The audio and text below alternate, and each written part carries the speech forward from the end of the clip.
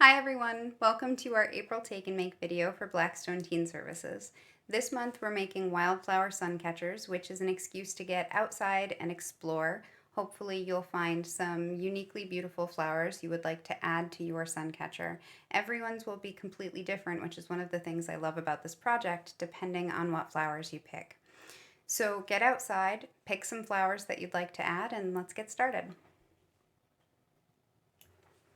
In your Take and Make kit this month, you'll find an embroidery hoop, a suction cup, as well as some clear contact paper.